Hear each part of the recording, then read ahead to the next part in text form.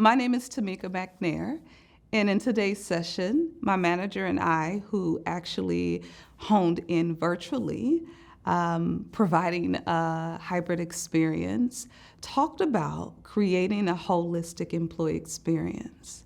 And it was so timely when I think about what this conference has done in itself with being intentional about every element of it. That same heart and spirit applies when we think about employee experience. We have to think about what are we doing to captivate our employees?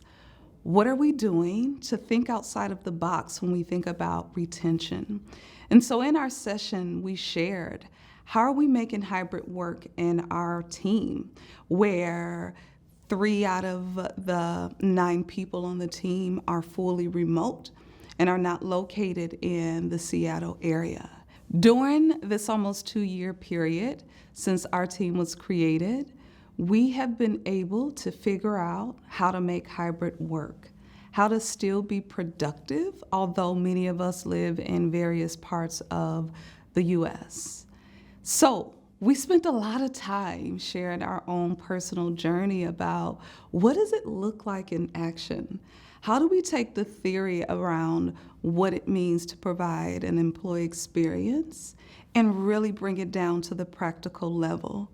So Rich and I did an unplugged version after we walked through the best practices of what do we use to ensure that we are keeping employees engaged.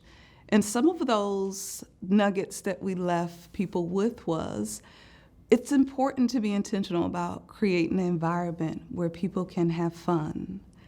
If you have people working from various different regions, maybe consider putting a team's agreement in place. And what we did with a team agreement is we blocked out specific working hours so it wouldn't impede with the people like myself who is on the Central Time Zone and those who are Pacific.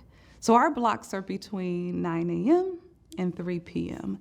And that's to ensure that we all have an opportunity to dedicate to our family time.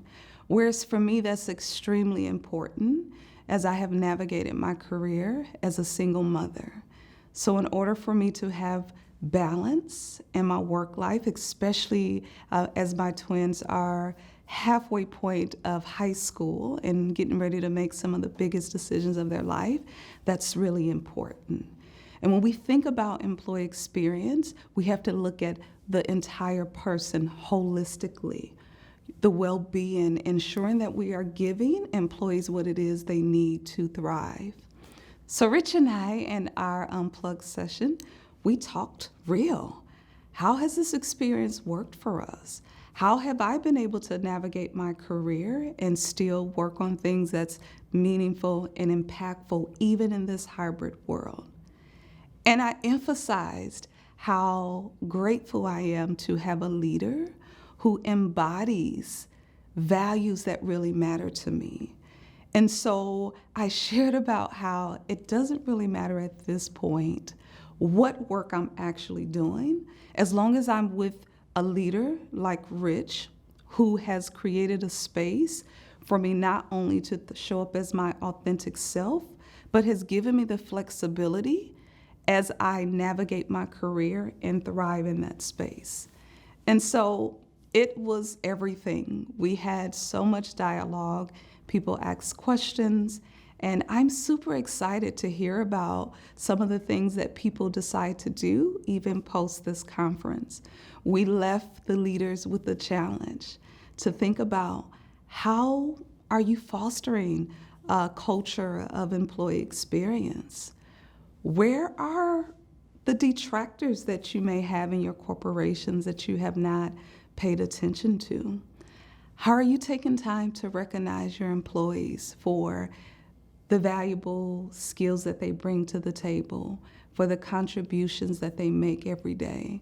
The thing is, everybody wants to be valued and appreciated.